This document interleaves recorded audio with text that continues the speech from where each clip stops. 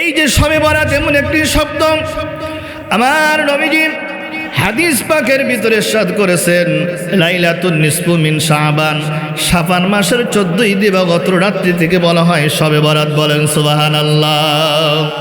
এই শবে বরাত, এই শব্দটি হচ্ছে ফার্সি শব্দ। কি শব্দ বলেন? ফার্সি।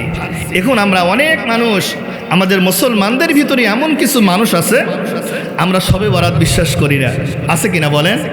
হয়তো সিরাজগঞ্জ নাই, আমাদের বগুড়াতে আছে, বলতেছে শবে বরাত বলতে কিছু নাই, শবে বরাত কোরআনেও নাই, হাদিসেও নাই।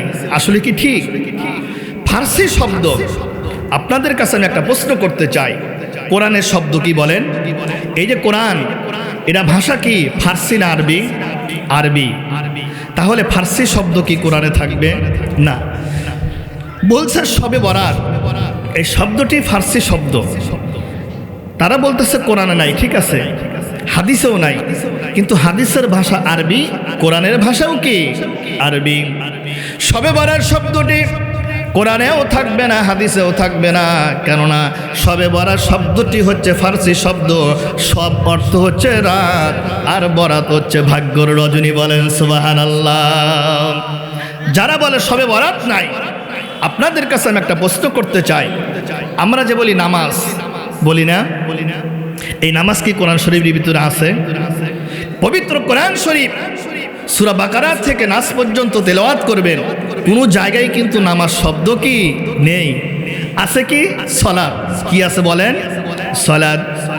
আমরা যদি এটা বলতে চাই নামাজ এই শব্দটি কোরআন শরীফের ভিতরে নাই, আমরা কিন্তু প্রচলিত ভাষায় আমরা বলি নামাজ পড়তে চলো, শুক্রবারে নামাজ হোক, 5 ওয়াক্ত নামাজ হোক, কিন্তু পবিত্র কোরআন শরীফের ভিতরে কোনো জায়গায় নামাজ লেখা নাই।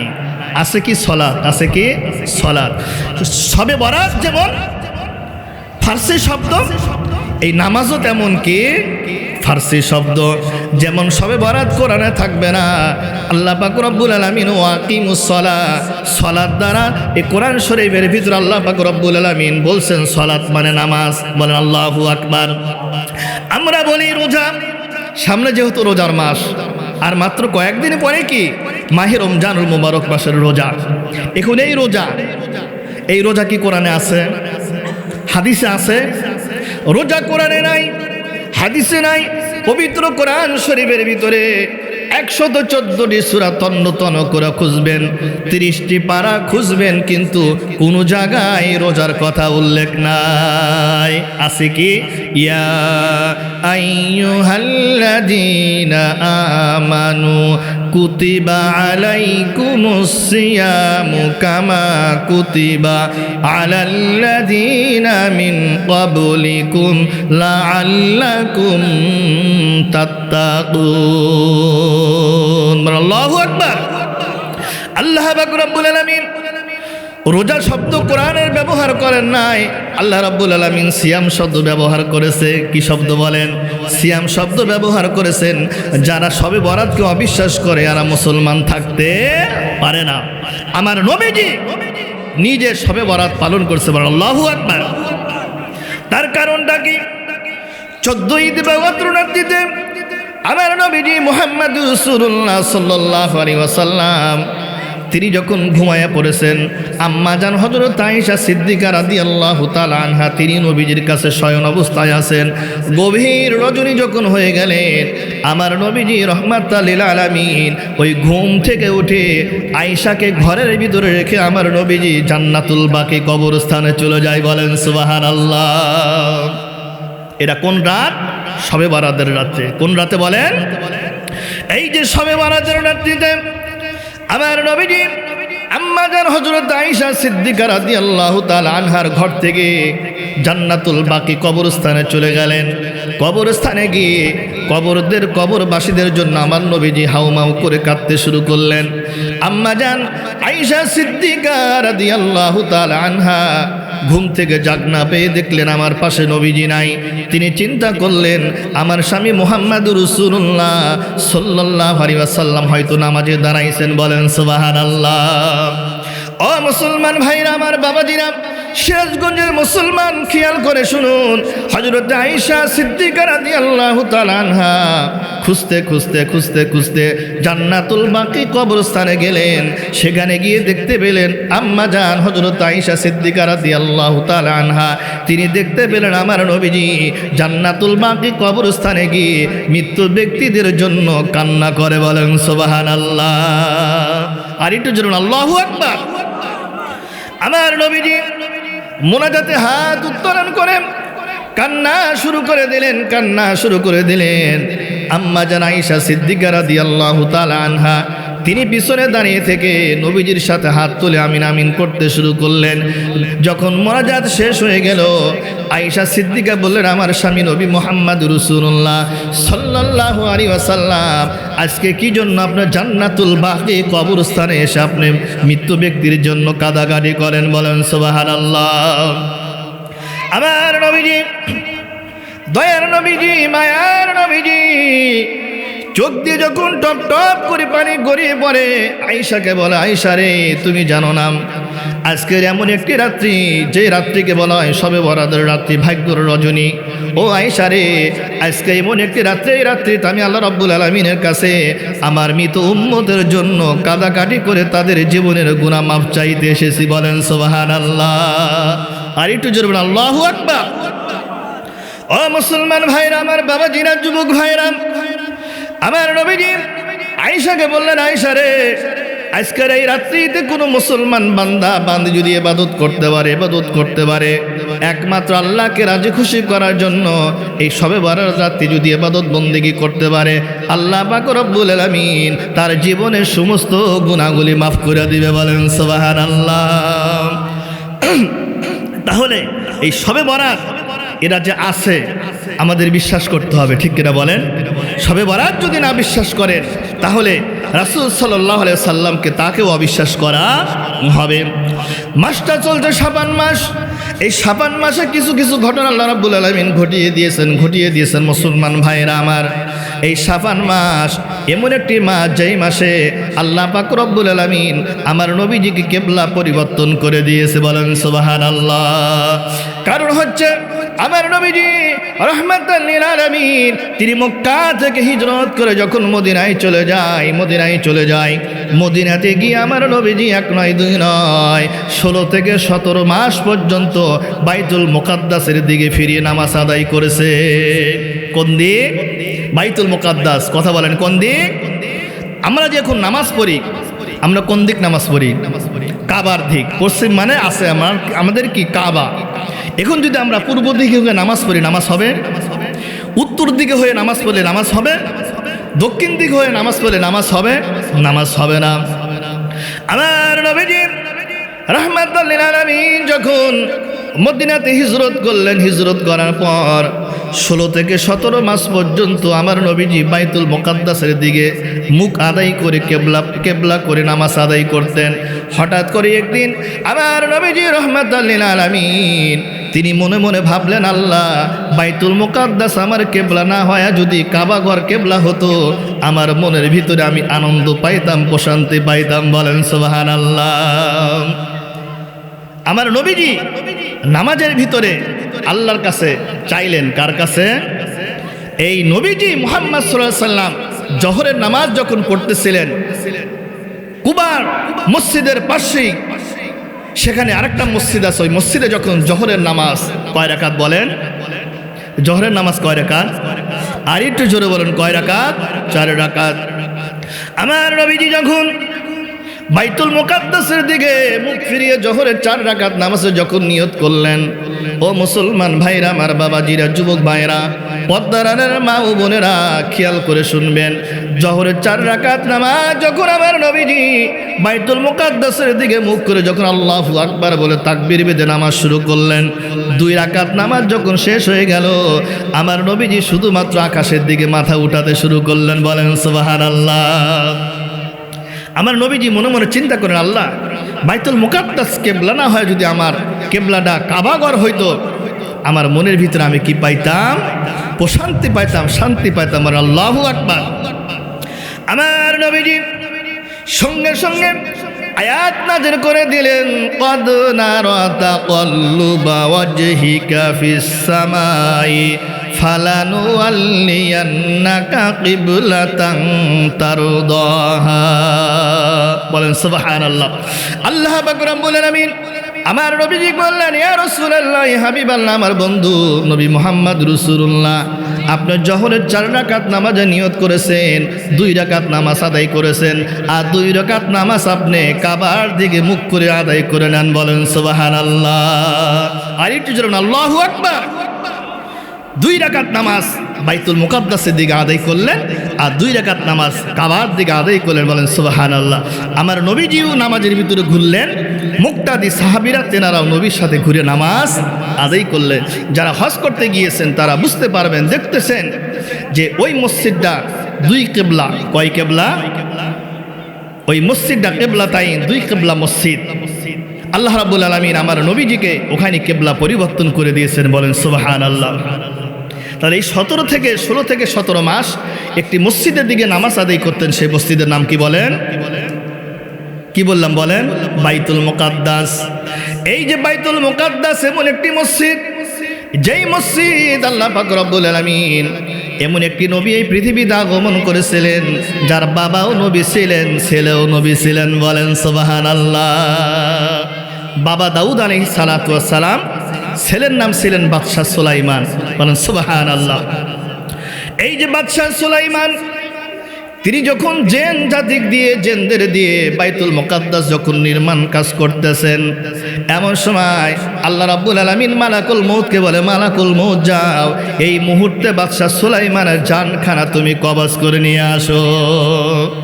এই বাইতুল মুকাদ্দাস এমন একটি মসজিদ, যেই মসজিদ আল্লাহ পাক রব্বুল আলামিন বাদশাহ সুলাইমানকে এমন একটি ক্ষমতা দিয়েছিলেন, যে ক্ষমতার বলে দুনিয়ার কোনো কিষান দিয়ে, দুনিয়ার কোনো রাজমিস্ত্রি দিয়ে কাজ করার নাই। কাজ করাইছেন কাকে দিয়ে? জেনদের দিয়ে।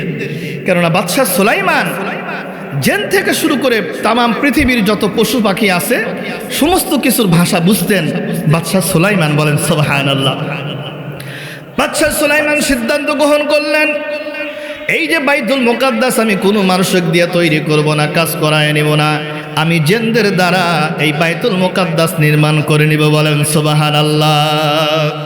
এই বাইতুল মুকাদ্দাসের কাজ অর্ধেক কমপ্লিট, আর অর্ধেক কি আছে। এই সময় মালাকুল মউত এসে বলতেছেন, ও বাদশাহ সুলাইমান, নবীজি আল্লাহ পাক রব্বুল আলামিন আপনাকে জান কবজ করার জন্য কি পাঠিয়ে দিয়েছেন। বাদশাহ সুলাইমান বললেন, আল্লাহ, এই মুহূর্তে যদি আমি ইন্তেকাল করি, জেন জাতিরা কাজে ফাঁকি দিবে। কি দিবে? কাজে ফাঁকি দিবে। আল্লাহ, আমি মৃত্যুবরণ করি তাতে কোনো আপত্তি নাই, কিন্তু আমি লাঠির উপর ভর দিয়ে দাঁড়িয়ে আছি, মসজিদ নির্মাণ না হওয়া পর্যন্ত। আল্লাহ, আমাকে লাঠির উপর ভর দিয়ে আমাকে এই জায়গায় রেখে দিও। বলেন সুবহানাল্লাহ। আল্লাহু আকবার। যাতে জিন জাতিরা বুঝতে পারে যে বাদশাহ সুলাইমান লাঠির উপর ভর দিয়ে আমাদের কাজ কি করতেছে? পরিদর্শন করতেছে। সেই জন্য বলা আছে, গায়েবের খবর একমাত্র আল্লাহ জানে, জিন জাতিরাও গায়েবের খবর জানে না। বাদশাহ সুলাইমান আল্লাহ রাব্বুল আলামিনকে দেখবেন, রাব্বুল আলামিন যেদিন এই মসজিদের কাজ শেষ হয়ে যাবে, আল্লাহ ওই দিন লাঠিটা তুমি আমাকে ভেঙে দিও। আল্লাহ পাক রব্বুল আলামিন এমন একটি সিস্টেম করে ওই লাঠির ভিতরে একটা ঘুন পোকা দিয়ে দিলেন। কি পোকা? বলেন ঘুন পোকা। ঘুন পোকাকে বললেন, ঘুন পোকা রে, যেদিন বাদশাহ সুলাইমানের এই বাইতুল মুকাদ্দাসের কাজ শেষ হয়ে যাবে, সেই দিন তুমি লাঠিটা কাটতে কাটতে শেষ করে যাবা, বাইতুল মুকাদ্দাসের কামও কমপ্লিট হয়ে যাবে, বাদশাহ সুলাইমান লাঠি ভেঙে জমিনে পড়ে যাবে। বলেন সুবহানাল্লাহ। ও মুসলমান ভাইরা, আমার বাবাজিরা, যুবক ভাইরা, পদ্মারাদের মা ও বোনেরা, সিরাজগঞ্জের মুসলমান ভাইরা আমার খেয়াল করে শুনুন। বাদশাহ সুলাইমান লাঠির উপর ভর দিয়ে জিন জাতিদেরকে কাজ পরিদর্শন করছে। মালাকুল মউত হযরতে বাদশাহ সুলাইমানের জানখানা যখন কবজ করে নিয়ে গেলেন, জিন জাতি জানে না বাদশাহ সুলাইমান যে ইন্তেকাল করেছে, জিন জাতি কি জানে না। কাজ যখন কমপ্লিট হয়ে যায় বাইতুল মুকাদ্দাসের, এমন সময় জিন জাতিরা দেখতে পারে, জিন জাতির উপলব্ধ করতে পারে, ওই লাঠি ভেঙ্গে বাদশা সুলাইমান জমিনে পড়ে যায়। বাদশা সুলাইমান জমিনে পড়ার সঙ্গে সঙ্গে জিন জাতিরা পরীক্ষা নিরীক্ষা করে দেখে, 1 নয় 2 নয়, বাদশা সুলাইমান এখন থেকে নিয়ে 6 মাস আগে ইন্তেকাল করেছে। কয় মাস আগে? আর একটু জোরে আল্লাহু আকবার। 6 মাস আগে বাদশা সুলাইমান আলাইহিস সালাতু ওয়াস সালাম কি করেছেন? ইন্তেকাল করেছেন। তাহলে দেখেন, এমন একটি মসজিদ, যে মসজিদটা নির্মাণ করেছেন বাদশা কি? সুলাইমান। এই যে কেবলা পরিবর্তন করে আল্লাহ রাব্বুল আলামিন যেই মাসে কেবলা পরিবর্তন করে দিলেন, ওই মাসটা ছিল এই শাবান মাস। বলেন আল্লাহু আকবার।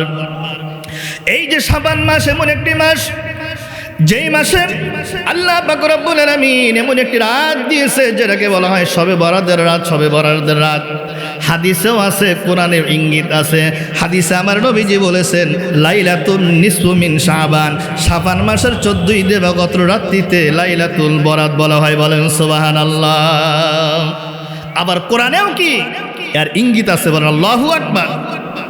যারা কোরআন পড়তে জানেন, সূরা দুখান 3-4 নম্বর আয়াতে আল্লাহ পাক রব্বুল আলামিন বলছেন, ইন্না আনজালনাহু ফি লাইলাতিন মুবারাকা, ইন্না আনজালনাহু ফি লাইলাতিন মুবারাক।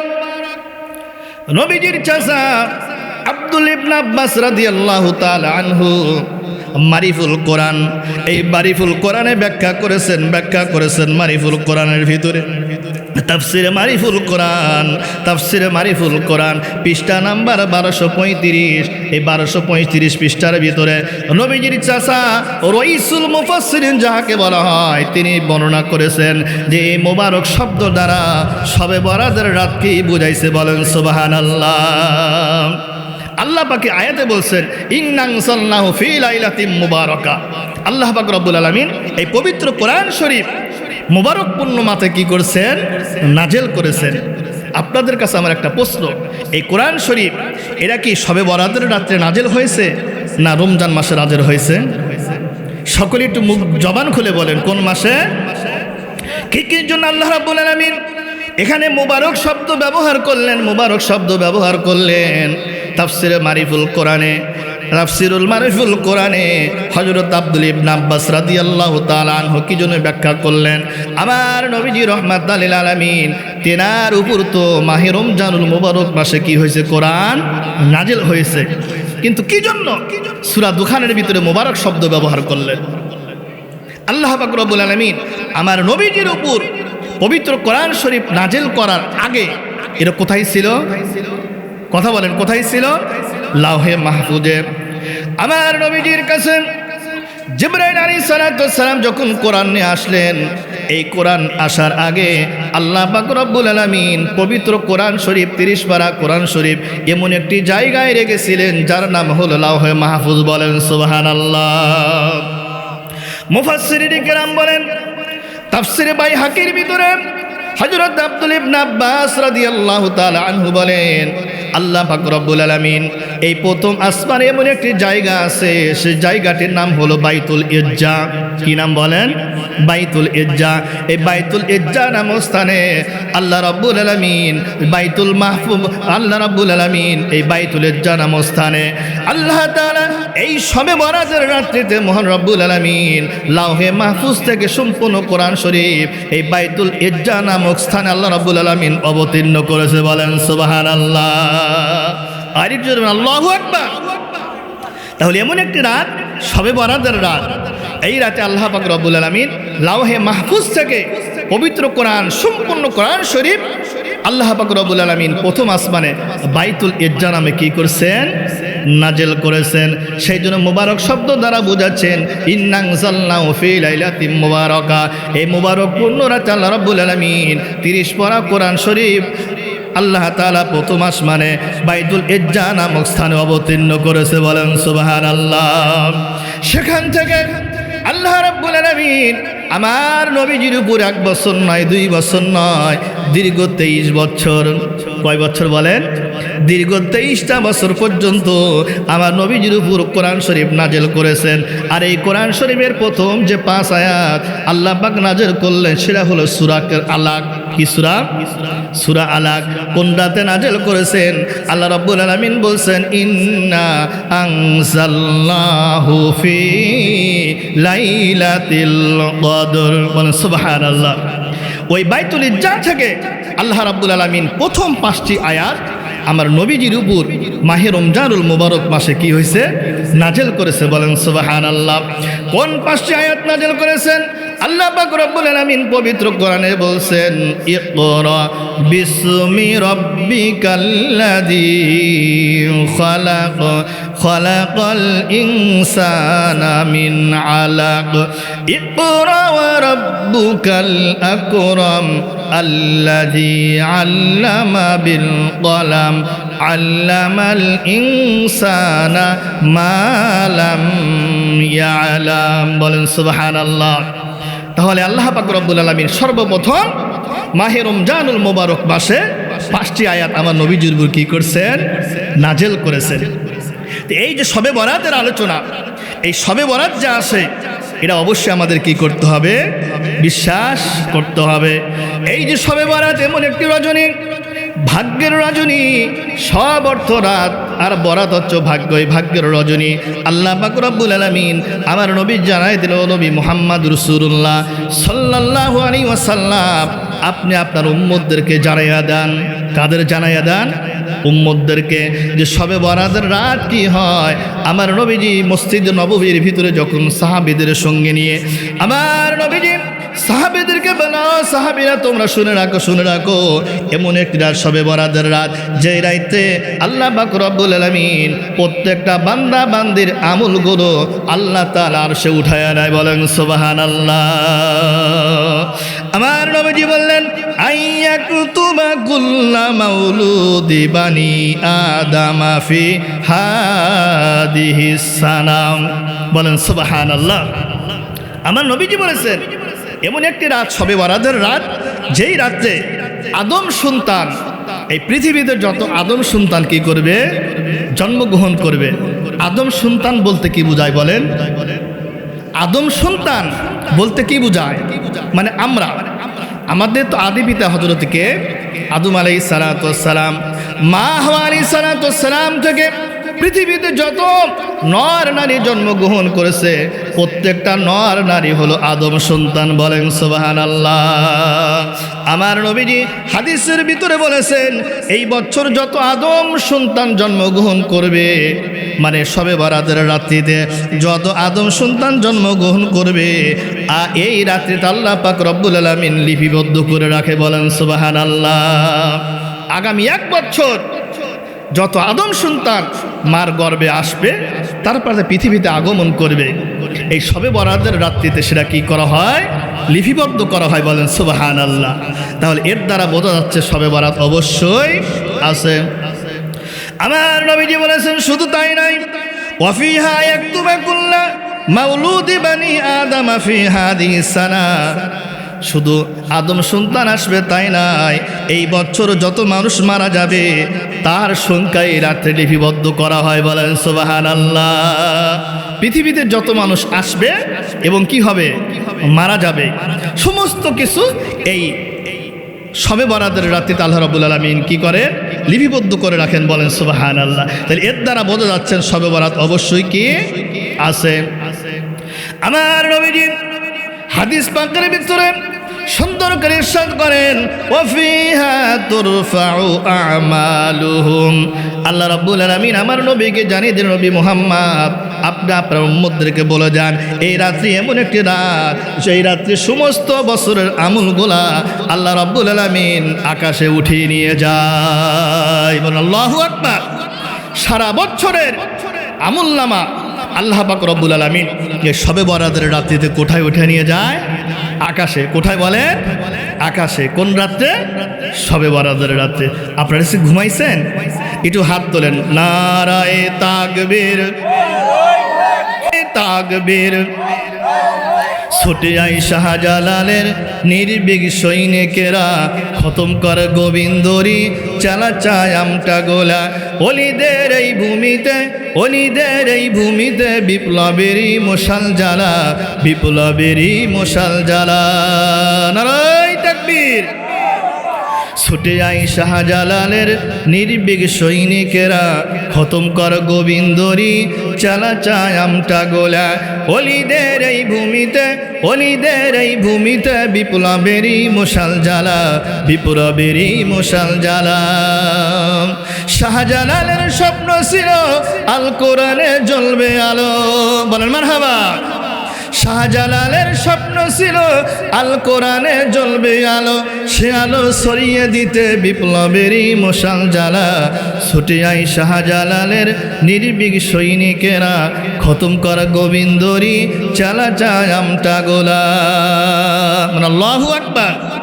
তাহলে এমন একটি রাত, এই রাত্রে শবে বরাতের রাত্রে আল্লাহ রাব্বুল আলামিন তাম পৃথিবীর যতগুলা মানুষ আছে, এই মানুষগুলার আমলগুলো আল্লাহ রাব্বুল আলামিন কোথায় উঠে নিয়ে যায়? আকাশে। বলেন সুবহানাল্লাহ। শুধু তাই নাই, আমার রাসূল নবী করিম সাল্লাল্লাহু আলাইহি ওয়াসাল্লাম হাদিস পাকের ভিতরে ইরশাদ করেছেন, ওয়া ফিহা তুনজালু আরযাকুহুম আল হাদিস। এবং এমন এই রাত্রিতে সমস্ত মানুষের রিজিক আল্লাহ রাব্বুল আলামিন বন্টন করে। বলেন সুবহানাল্লাহ। তাম পৃথিবীর যতগুলা মানুষ আছে, এই মানুষের রিজিক এই শবে বরাতের রাত্রিতে আল্লাহ রাব্বুল আলামিন কি করেন? বন্টন করেন। বলেন সুবহানাল্লাহ। রিজিক দেওয়ার মালিককে বলেন, রিজিক দেওয়ার মালিককে আল্লাহ। আমরা রিজিকের জন্য তন্ন তন্ন করে খুঁজি, কর্মজীবন থেকে শুরু করে সব জায়গায় হাহাকার। কিন্তু রিজিক এমন একটি বিষয়, এই রিজিক আপনি যতই তন্ন তন্ন করে খোঁজেন, কিন্তু রিজিক অন্বেষণ করতে হবে হালাল পন্থায়। আর এই যে রিজিক দেওয়ার মালিক হলো আমাদেরকে আল্লাহ। বলেন সুবহানাল্লাহ। তাহলে শবে বরাতের রাত এমন একটি রাত, যেই রাতে আল্লাহ পাক রব্বুল আলামিন মানুষের রিজিক কি করেন? বন্টন করেন। শুধু তাই নাই, আল্লাহর নবী মুহাম্মদ রাসূলুল্লাহ সাল্লাল্লাহু আলাইহি ওয়াসাল্লাম বলছেন, ওয়াকালা আলাইহিস সালাতু ওয়াসসালাম, ইযা কানাত লাইলাতুন নিসফু মিন শাবান ফাকুমু লাইলাহা ওয়া সুমু ইয়াওমাহা। বলেন সুবহানাল্লাহ। আমার নবীজি বলেছেন, এমন একটি রাত, তোমরা এই শাবানের 14 মানে 15ই রজনীতে তোমরা কি করো? রাত্রি জাগরণ করো, আর পরের দিন একটা কি রাখো? রোজা রাখো। বলেন সুবহানাল্লাহ। আমার রাসূল বলছেন, তোমরা 15ই রাত্রিতে, 14ই দিবাগত রাত্রি মানে 15 রাত্রিতে তোমরা সারা রাত ইবাদত বন্দেগী করো, আর পরের দিন একটা কি রাখো? রোজা রাখো। বলেন সুবহানাল্লাহ। এই আদেশটা দিয়েছেন কে? কথা বলেন, কে দিয়েছেন? আমার নবীজি আরেক হাদিসে বলেছেন, ফাইনাল্লাহ তাআলা ইয়ানজিলু ফিহা লিগুরুবিশ শামসি ইলা সামাঈদ দুনিয়া। আল্লাহ রাব্বুল আলামিন এই শবে বরাতের রাত্রিতে যখন মাগরিব নামাজ আযান শুরু হয়ে যায়, আল্লাহ পাক রব্বুল আলামিন ফাইনাল্লাহ তাআলা ইয়ানজিলু ফিহা লিগুরুবিশ শামসি ইলা সামাঈদ দুনিয়া। আল্লাহ পাক রব্বুল আলামিন এই শাবান মাসের 14ই দিবাগত রাত্রিতে মানে শবে বরাতের দিন আল্লাহ পাক রব্বুল আলামিন প্রথম আসমানে আগমন করে। বলেন সুবহানাল্লাহ। কোন আসমানে আসেন? প্রথম আসমানে। ইলা গুরুবিশ শামসি ইলা সামাঈদ দুনিয়া। এই যে দুনিয়ার আসমান আল্লাহ রাব্বুল আলামিন কি করেন? আগমন করেন। কি জন্য আগমন করেন এটা আমাদের জানার দরকার আছে কিনা বলেন? আল্লাহ রাব্বুল আলামিন প্রথম আসমানে এই শবে বরাতের রাত্রিতে আল্লাহ তাআলা কি জন্য আসে এরা জানার দরকার আছে কিনা বলেন? আল্লাহ পাক রব্বুল আলামিন যারা বলেন দুনিয়ার মুসলমান, কিছু কিছু মুসলমান আছে আমাদের সমাজে, হয়তো সিরাজগঞ্জ নাও থাকতে পারে, এমন কিছু মুসলমান আছে যারা বলে আমরা শবে বরাত মানি না, আমরা লাইলাতুল কদর মানি না, আমরা শবে মেরাজ মানি না, 10ই মুহররম আশুরার দিন মানি না। এমন মুসলমান কিন্তু আছে, আছে কিনা বলেন? অনেক। কিন্তু যেখানে নেকের কাজ, সওয়াবের কাজ, ওই জায়গায় আমরা নিষেধ করি, কিন্তু যেখানে খারাপ কাজ চলতেছে ওই জায়গায় কোনো মুসলমান নিষেধ করে না। আল্লাহ পাক রব্বুল আলামিন প্রথম আসমানে এসে সমস্ত বান্দা বান্দিদেরকে ডেকে বলে, ও আমার বান্দা বান্দিরা তোমরা শুনে রাখো, ফায়াকুলু আলা মিন মুস্তাগফিরিন ফাআগফির লাহু। আল্লাহ তাআলা প্রথম আসমানে এসে তামাম পৃথিবীর সমস্ত বান্দা বান্দীদের ডেকে বলে, কে আসো ক্ষমা প্রার্থনাকারী, আমি রব্বুল আলামিন তোমাদের গুনাহ ক্ষমা করে দেব। বলেন সুবহানাল্লাহ। যত পাপ করেছো আজকে শবে বরাতের রাত্রিতে আমি আল্লাহ রাব্বুল আলামিন আমার কাছে তোমরা ক্ষমা চাও, আমি তোমাদের গুনাহ মাফ করে দেব। বলেন আল্লাহু আকবার। ক্ষমা চাইতে হবে কার কাছে বলেন? কার কাছে ক্ষমা চাইতে হবে? আল্লাহর কাছে ক্ষমা চাইতে হবে। আল্লাহ আমাদের এমন রব, এমন মালিক, এমন সৃষ্টিকর্তা, আল্লাহর কাছে যত চাইবেন আমার আল্লাহ রাব্বুল আলামিন আপনার প্রতি আমার প্রতি তত খুশি থাকবে। বলেন সুবহানাল্লাহ। এই যে শবে বরাতের রাত্রিতে আল্লাহ রাব্বুল আলামিন বলছেন, ও আমার বান্দা বান্দীরা, তোমরা পাপ করতে করতে উহুদ পাহাড় বরাবর পর্যন্ত গুনার কাজ করেছো, আজকে শবে বরাতের রাত্রিতে আমি আল্লাহ রাব্বুল আলামিনের কাছে চাও, আমি তোমাদের তামাম জিন্দেগির সমস্ত গুনাহগুলি মাফ করে দিব। বলেন সুবহানাল্লাহ। তাহলে শবে বরাতের রাত্রিতে আমাদের ইবাদত করার দরকার আছে কিনা? কথা বলেন। আমাদের ভিতরে আবার কিছু কোয়ালিটি আছে। আমরা এমন মুসলমান, আমরা নামাজ পড়ি, এমন মুসলমান আছে শুধু শবে বরাতে আছে কিনা বলেন? না সিরাজগঞ্জ নাই। আবার এমন মুসলমান আছে শুধু ঈদুল ফিতর, ঈদুল আজহা, দুই ঈদে নামাজ পড়ে, আছে কিনা বলেন? এমন মুসলমান আছে শুধুমাত্র তারাবি টু তারাবি, আছে কিনা? কিন্তু আল্লাহ রাব্বুল আলামিন বলছেন যে তোমরা 5 ওয়াক্ত নামাজের পাবন্দী হয়ে যাও। বলেন সুবহানাল্লাহ। ও মুসলমান ভাইরা, আমার বাবাজিরা, যুবক ভাইরা, আল্লাহ পাক রব্বুল আলামিন প্রথম আসমানে এসে বলে, কে আসো তোমরা গুনাহ করেছো, পাপ করেছো, দুনিয়ার কারো কাছে মাপ চাইবে না, আমি আল্লাহ রাব্বুল আলামিন গফুরুর রহিম, তোমাদের গুনাহ আমি আল্লাহ মাফ করে দিবে। বলেন সুবহানাল্লাহ। তাহলে শবে বরাতের রাত্রিতে এসে আমার আল্লাহ তাআলা প্রথম আসমানে এসে সমস্ত বান্দা বান্দিকে ডাকে যে তোমাদের গুনাহ আমি আল্লাহ কি করে দিব? মাফ করে দিব। তাহলে ওই রাতে ইবাদত না করে যদি আমরা ঘুমাইয়া পড়ি, আল্লাহ কি আমাদের গুনাহ মাফ করবে? না আল্লাহর কাছে চাইতে হবে। কার কাছে চাইতে হবে বলে? আল্লাহর কাছে চাইতে হবে। শুধু তাই নাই, আল্লাহ রাব্বুল আলামিন বলছেন, আলা মুস্তারজিকিন ফারজুকাহু, আল্লাহ তাআলা বলছেন, কে আসো রিজিকের জন্য অন্বেষণ করছো, রিজিকের জন্য কষ্ট করেছো, তোমরা আমি আল্লাহ রাব্বুল আলামিনের কাছে রিজিকের জন্য চাও, আমি আল্লাহ তাআলা তোমাদের অভাব অনাটন দূর করে দিবে। বলেন সুবহানাল্লাহ। অভাব অনাটন দূর করে দেওয়ার মালিক কে? আল্লাহ।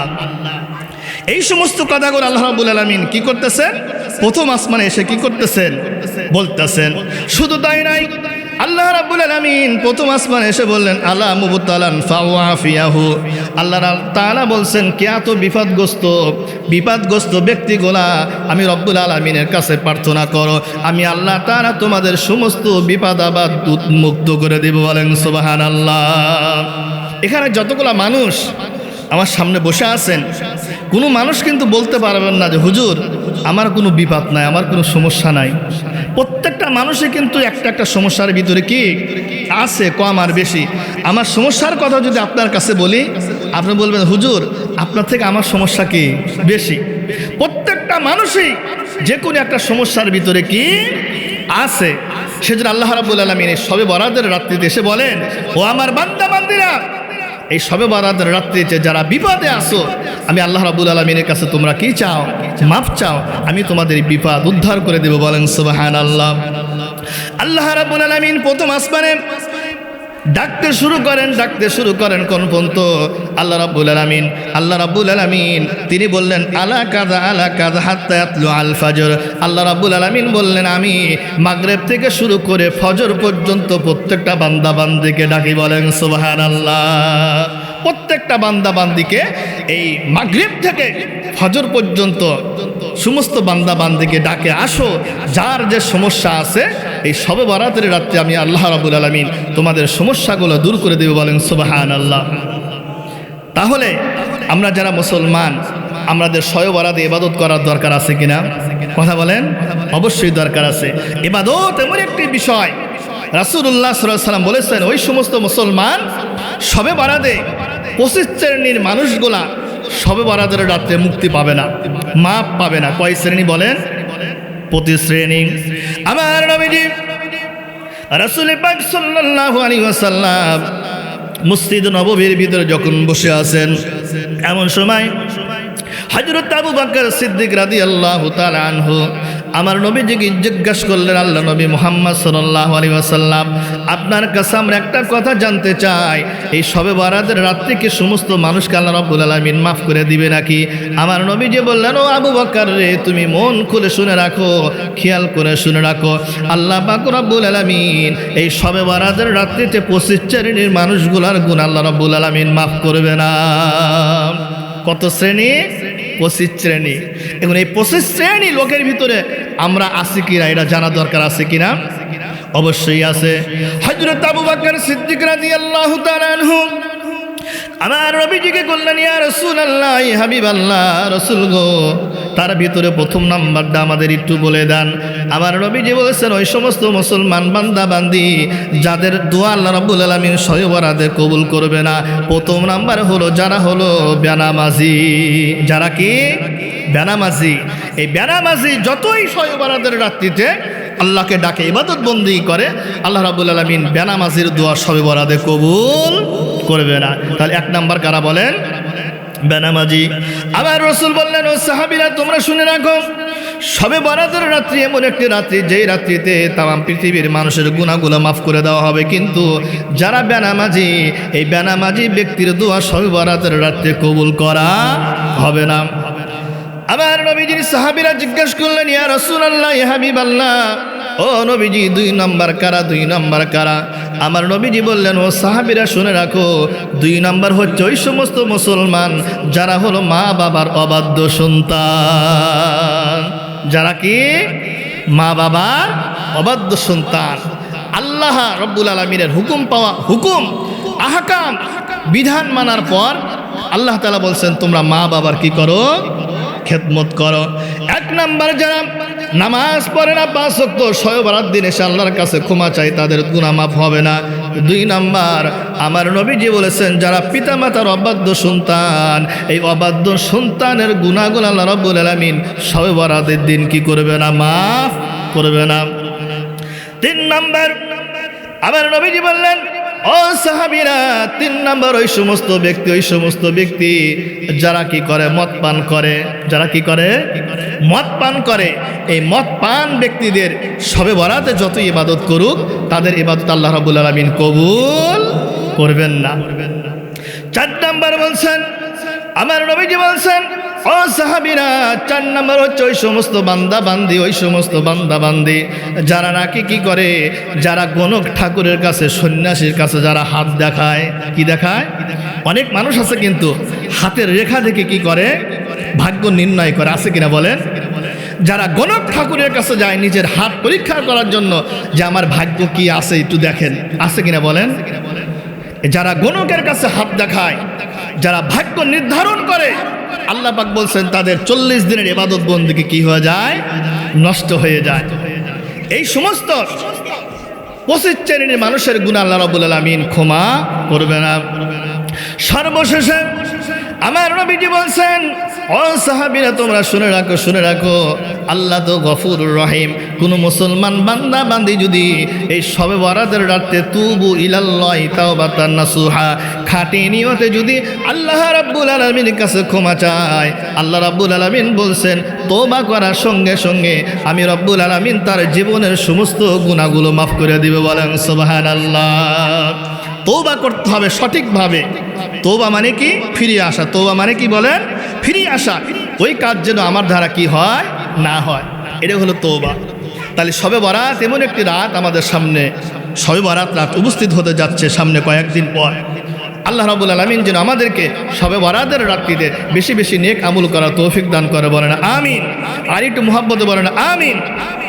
আমাদের নবী মুহাম্মদ সাল্লাল্লাহু আলাইহি ওয়াসাল্লাম তিনি এমন একটি রসুল ছিলেন, এমন একটি নবী ছিলেন যে তার সাথে অন্যান্য নবীদের সাথে তুলনা করা যায় না। আমার নবী এমন একটি নবী, অন্যান্য নবীদের সাথে আমার নবীজি তুলনা করা যায় না।